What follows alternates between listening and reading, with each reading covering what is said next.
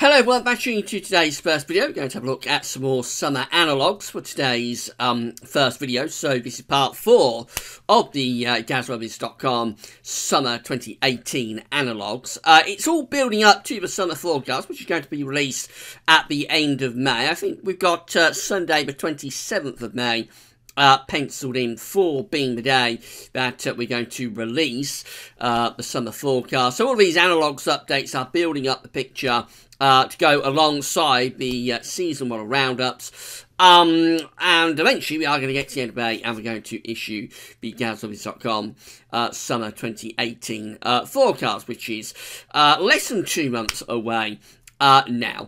So the analogues we've looked at so far, of course, we've done 3 updates so far. We've looked at solar activity, we've looked at cold Februaries, and we've also looked last week, very interestingly, a little bit of an outside the box sort of update.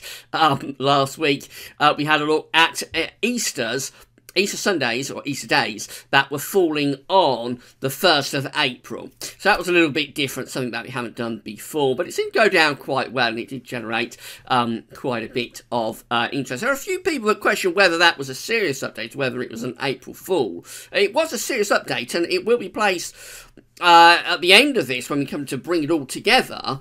It will take up its part within sort of the forecast. So eventually, when we get to the summer forecast, we'll have kind of like a tail. It's a little bit difficult to describe it, but if you've seen our seasonal forecast before, you'll know that when we bring it all together at the end and we issue our forecast, we kind of like have a table that analyses everything that we've been looking at through the season and sort of gets as many matches together as we can.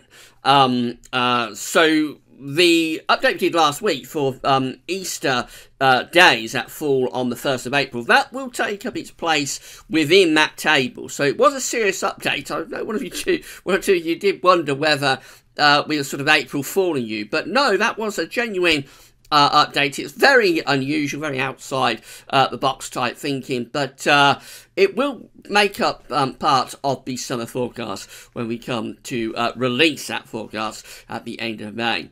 Now, what we're going to look at for our 4th analogues update is wet marches. So we're going to go through the 25 wettest marches on records and see what the summer was like that summers were like that followed those marches. Because we have had a wet march across England and Wales. Anyway, it is within the top 25 wettest marches on record for England and Wales going back to 1910.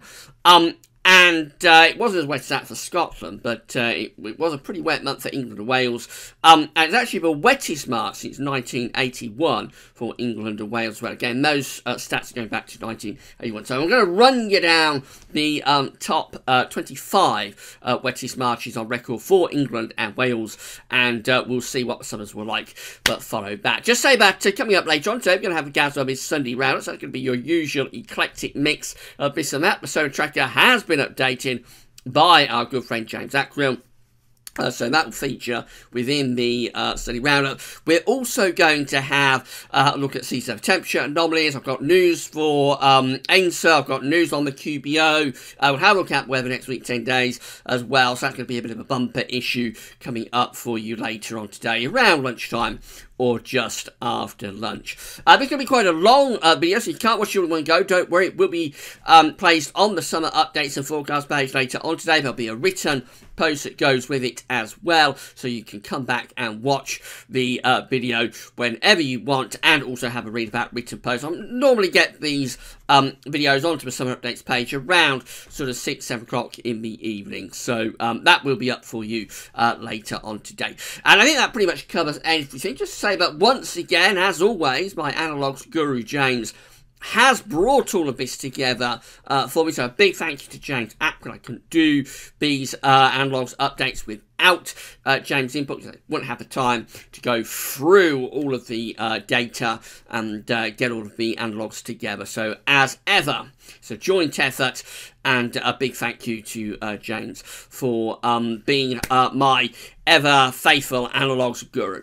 Right, let's start off with this chart, and this is from the climate summary page at the UK Met Office. This is showing rainfall amounts during March 2018. You see quite an unusual month. In the far northwest of Scotland, actually it was a substantially drier than average month, with precipitation anomalies below average, between around 50 and 30% of average. But come down across England and Wales, and particularly across central parts of England, and it was a very wet month indeed, with some places having up to 200% of their average rainfall, through particularly parts of the Midlands, northern England, also down to some central, southern, southwestern parts of England too. Not all of that rain, of course. Some of that was snow, especially early on in the month, but it was a very unsettled March indeed, with a southerly tracking jet stream. So, as I said at the start of the video, this does put us, for England and Wales anyway, within the top 25 wettest Marches on record. So now we're going to count down those top 25 wettest Marches, and we're going to see what the summers were like that follow those Marches. So at number 25, we begin with March 2016, just a couple of years ago, and this is what the summer was like in terms of the reanalysis for number 25, 2016. It's a very strange summer pattern indeed. We had above average heights generally to our south, and also blocking signal around Greenland, and then we have below average heights coming through the gap just there. It was very much a backloaded summer in 2016, so it started off pretty dismal, but it did get better as it went along. It had quite a reasonable August, and indeed September was very warm in 2016 as well. Then we're up to number 24, the summer of 1989. So this was a really good summer, actually. We had an area of above average height centering itself almost over the top of the British Isles, with below average heights up to the north up there. And the jet stream was generally to our north as well. That was a very, very nice summer in 1989, following the 24th wettest March since 1910. That was a very, very good summer in 1989. It did have a hot July and a hot August as well. Now our next summer is very poor, so this is number 23 in terms of the wettest Marches on record for England and Wales, and the summer is 1927. So we're looking at March 1927 is in at number 23, and this is how summer 1927 looks following that March. Very, very unsettled month indeed, with a deep area of below average heights, almost slap bang over top of the country, leads a jet stream like that. So that's a really poor, really bad summer there. We started off with a couple of okay summers in 2016, 1989, but that's our first really bad summer in 1927. Number 22 is March 1987 in terms of the wettest Marches on record, and this is how the summer of 1987 is coming out. Overall, a pretty poor summer, really. It has above average heights out to the west and to the northwest too, with below average heights to our northeast. It leaves us generally pulling down cool air from the north or northwesterly direction. It wasn't as bad as some of the summers in the 1980s, but it was a pretty bad summer overall. So the 1980s is renowned, really, particularly the middle part of the 1980s, for its poor summers. Although it did have a couple of very hot summers in 1983 and again in 1989. 1984 was quite good also. But this one, though, was one to forget, the summer of 1987. 2006, though, starts to pick things back up again. This is number 21 in terms of the wettest Marches on record. It's March 2006, and this is how the summer follows that March. The summer of 2006 has above average heights extending through just a large area really through the Atlantic into the UK and into Europe as well. But jet stream is going to our north in that sort of position. So we know all about this summer. It has a very hot June and July, and then August has a rapid deterioration, and it's quite a poor month in August 2006 before the heat comes racing back again in September. But overall, 2006 is remembered as probably our last really hot summer. Number 20 on the all-time wettest Marches on record comes out as 1998. So this is how the summer of 1998 looks. It's a very poor summer with below average heights over to the east of the country, above average heights in the Atlantic, and going to our north, and pulling down a consistent sort of chilly west to northwesterly wind. That's a summer to forget in 1989. Right, we're into the top 20 in, I should say what I was talking about, in 1998. So we're into the top 20 now, and this is number 19 in terms of the wettest Marches on record. It's 1941. The summer of 1941 looks like that, with below average heights centred over the top of the British Isles and a ridge through the middle of the Atlantic. It looks like it would have been a pretty poor summer. Really, we've got that trough of below average heights, more or less stationary over the British Isles. And whilst it's not a huge trough, it's not all that deep. I think overall a rather cool and unsettled summer in 1941. Number 18 next is 1937. So this is how the summer of 1937 is shaping up, following the 18th wettest March for England and Wales since 1910, and we find that this one doesn't look too bad actually. Above average heights sort of extending through the Atlantic into the UK and Europe, with below average heights up to the northwest. I think that would have had some quite pleasant weather going on at times in 1937. 2001 comes up next. This is number 17 on the wettest Marches on record, and the summer of 2001 looks like that, with below average heights to our north, above average heights to the southwest. That was quite a strange summer in 2001. It's quite unsettled, but at times it did get really quite warm, especially later on in the summer. There were several quite hot and muggy days late on in that summer. This is 1964. I think this one's cropping up quite a bit. I haven't spoke to James about this, but I think 1964 has cropped up in some of our other summer analogues. So this one's turning up quite a bit, and it's number 16 in terms of the wettest Marches on record for England and Wales. And this is just a very cool summer in 1964, with the flow, with the jet stream doing something like that. It looks like it would be particularly unsettled up in the north as well. Now we're into a very bad summer. This is 1988, number 15 on the list of the wettest Marches on record. And this one is probably the worst, or one of the worst summers of the 20th century in a lot of ways. It was very, very poor summer, especially poor in July, an atrocious July in 1988, with that deep trough over the UK and bringing in a lot of unsettled weather from the Atlantic. It did try and get a little bit better in August, but really that was a very, very poor summer in 1988. Number 14 in terms of the wettest Marches on record is 1982.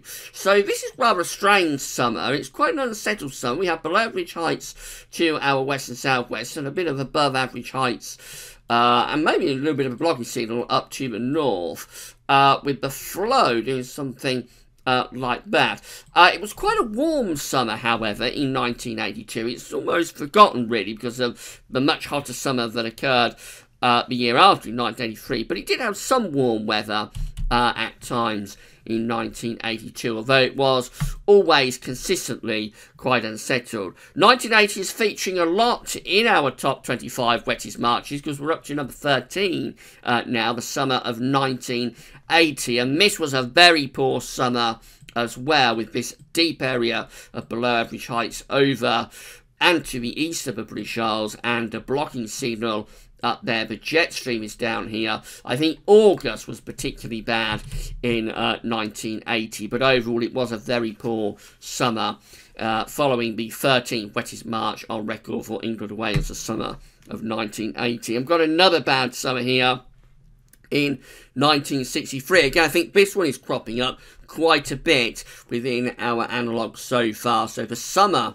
of 1963, following the 12th wettest March on record for England and Wales back to 1910, and also following, of course, that severely cold winter, looks like this. A deep area of below average heights over the UK and Western Europe. Still a little bit of a blocking signal to the north. That's probably leftover sort of legacy from the winter pattern, and the jet stream doing something rather like that. A poor summer follows the severely cold winter of 1963 and the 12th wettest March on record for England and Wales. 2008 next, and now we are stringing together a run of very poor summers. So this is how the summer of 2008 looks. It's number 11 in terms of the wettest Marches on record. This one, again, very unsettled, below average heights, just over to the west of the British Isles. A blocking signal up to the north. That's never a good sign, as I explain in the videos all the time. The jet stream going in that sort of direction. I think 2008 is another year that has been cropping up quite a lot in the updates so far that we've done for the summer. Right, we've arrived at the top 10. So this is number 10 in terms of the wettest Marches on record for England and Wales. It's 1913, and this is how the summer of 1913 looks. This is rather a strange one. We have above average heights up to the north, to the northwest, with below average heights to the south and to the southeast as well. And that leaves us doing something rather like that with the flow and with the jet stream. We are blocking off the Atlantic, so I assume it's not an overly wet summer, but it does look as though it would have been quite a cool summer in 1913. Right, we're up to number 9. This is 1916, and this one is the 9th wettest March on record for England and Wales, and it looks like it's an atrocious summer with below average heights over the UK and above average heights up to the north. So again, a blocking signal to our north, and this deep area of low pressure stationary sort of trough centered over not just the UK but for most parts of Europe as well. It looks like that would have been a very bad summer in 1916, just before the severe winter of 1916-1917, of course. Number 8 on the wettest Marches on record is 1951. This is how the summer of 1951 looks. It's another very poor summer. So we did have some reasonable summers in the earlier part of this update, but we have strung together now several really poor summers. This is another one, 1951, with the jet stream going something like that. It looks like it's a very cool summer and an unsettled summer as well. Number 7 is still to be revealed, because March 2018 comes out as the wettest March back to 1910 for England and Wales. And of course, we don't yet have the reanalysis for the summer of 2018 yet. We'll have it in a few months' time, but for now, all we've got is questions as far as summer 2018 is concerned. So let's move on to number 6. Number 6, in terms of the wettest Marches since 1910, comes out as 1914. And this one shows a blocking signal up to the north and below average heights to the south, to the southwest too. Again, probably another reasonably poor summer, although I think there was some warm weather during the summer of 1914. I don't think it was a total sort of disaster of a summer, but overall pretty mixed, pretty unsettled. Now we've got another very worrying summer in our analogues. It's 1912. This is quite possibly the worst summer of the 20th century. If it's not the worst summer of the 20th century, it's certainly up there with the worst summers of the 20th century. We're into the top 5, by the way. This is number 5 on the wettest Marches on record. This is how the summer of 1912 looks. That follows that 5th wettest March on record. And, well, everything that can go wrong does go wrong in this summer. We've got a strong blocking signal to the north. We've got all of this low pressure to the west and over the UK. We're on the cold side of the jet stream as well, and we're pulling in lots of northerly winds into that trough. It's just an awful summer, really. There's nothing else left to say about 1912, and it is a little bit worrying to see that showing up so closely to 2018, because as I say, 2018 is the 7th wettest March on record since 1910 for England and Wales. 1912 is just 2 on from that at number 5, so a bit worrying to see that one showing up. 1919 is another poor summer as well. This is the 4th wettest March on record. It shows we've got below average heights to our east and above average heights out to the west. It's a very cool summer during 1919, and it's very unsettled as well. Top 3, we're up to 1979, so the 3rd wettest March on record for England and Wales is the March of 1979. It's how the summer of 1979 looks, with below average heights to the north and to the east, above average heights out to west southwest.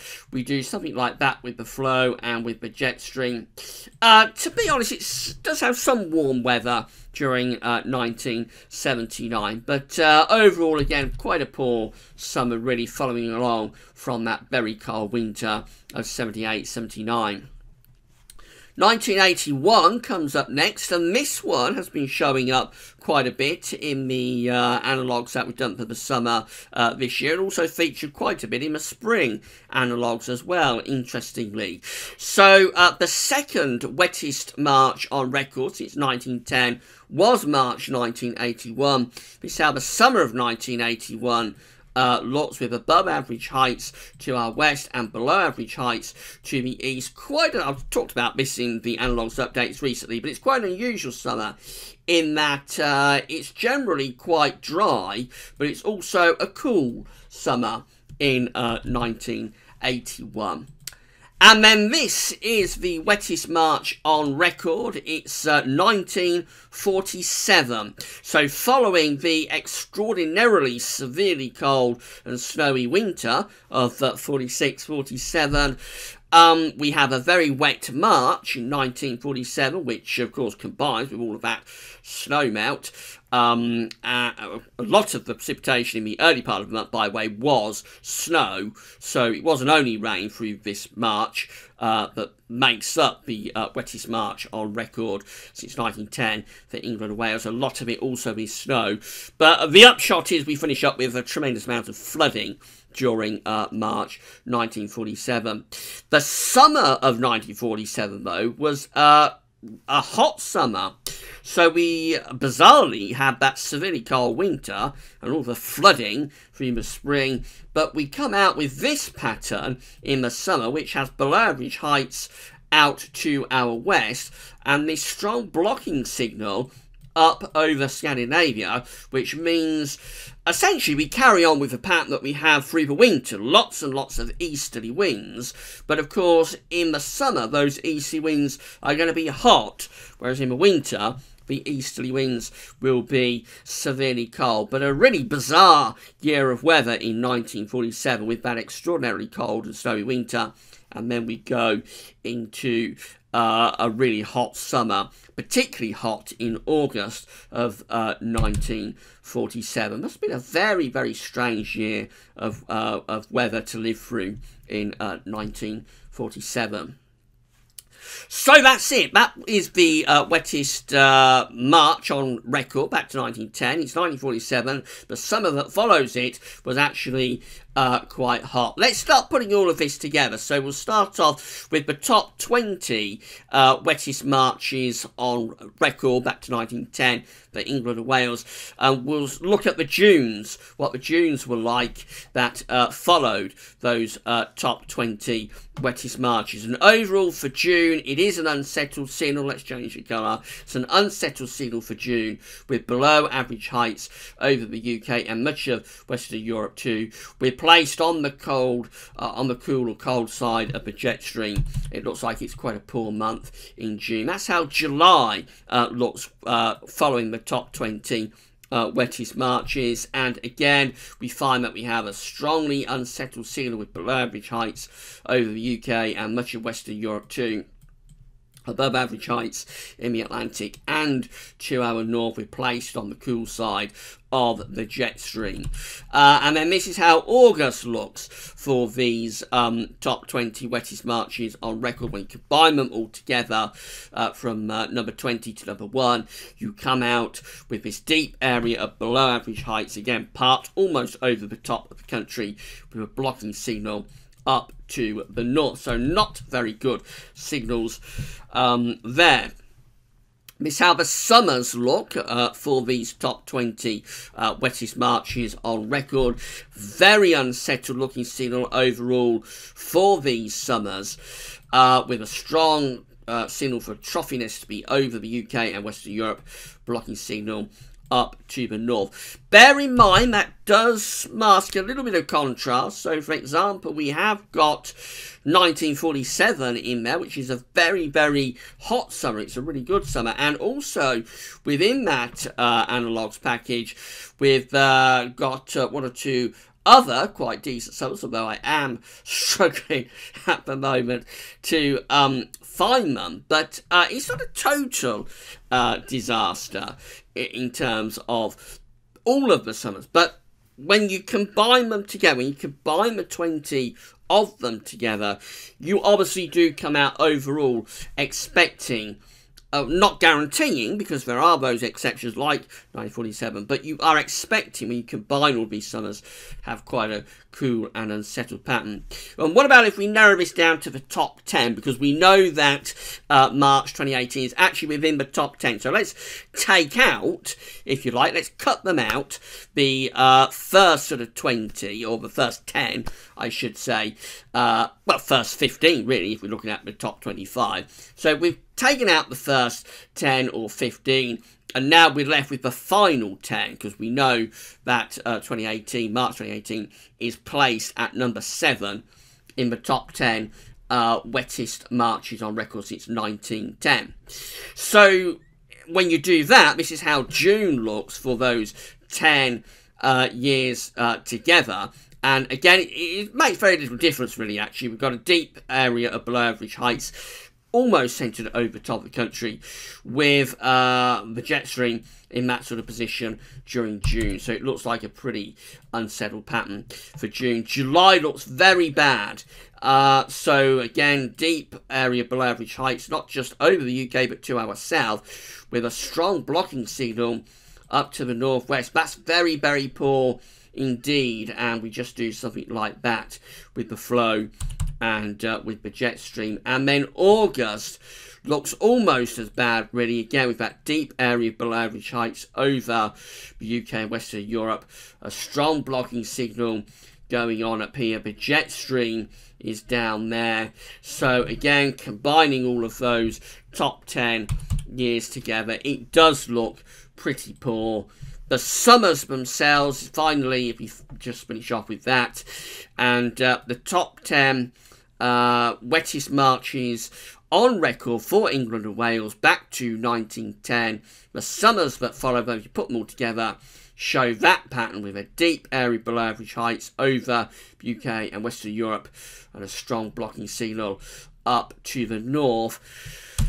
Bear in mind again, there are exceptions. So we've got 1947 as the wettest march on record, and it's followed by a hot summer. But within the top 10, that's really the only one. All of the other summers are either like 1981, which is cool and dry, or I mean, we've got 1912 in there, which is a very, very bad summer. Indeed, we've got 1951 also, that's another pretty bad summer. We've got 1916, that's another very poor summer. We've got 2008, the most recent summer, showing up within these top 10 analogues, and that again is another very poor summer. So overall, it's not a great update, and this is consistent at the moment with the analogues that we're looking at this year. Everything so far has really pointed us towards quite an unsettled summer, and it just goes on with this analogues update as well. Now, what I want to do for next week, I'm hoping we'll be able to have a look at cold marches as well. So we've dealt with the rainfall side of things, but we have also had a colder than average month. So next week, I'm hoping we'll be able to have a look to what the summers are like that follow colder than average marches. Will there be overlap between these wet marches? I suspect there might be, but we'll find out next week, or sometime soon anyway. I've got James beavering away on that, so hopefully we'll find out and we'll find out a little bit more on that next week. We'll start off next week's update with a table that's just going to show you a little bit more how these summers are favouring quite cool outcomes following these wet marches. Alright, so we talked for half an hour, and I hope you found it interesting and informative. This video will be placed on the summer 2018 updates and forecast page. I know it's not what a lot of you want to be hearing, and it's an ongoing sort of message that's coming out of these updates this year, that this summer is looking a bit dodgy, you have to say, but it's still early days. We've got many more analogues to do. Maybe we'll start to pick up some better summers in some of our other analogues updates. But anyway, this update will be placed on the summer 2018 updates and forecast page. There'll be a written summary that goes with it as well, but at just over 30 minutes, it's time to wrap things up and come back later on today when we'll have the Gas Weather's sunny roundup. But that's all for now, and thanks for watching.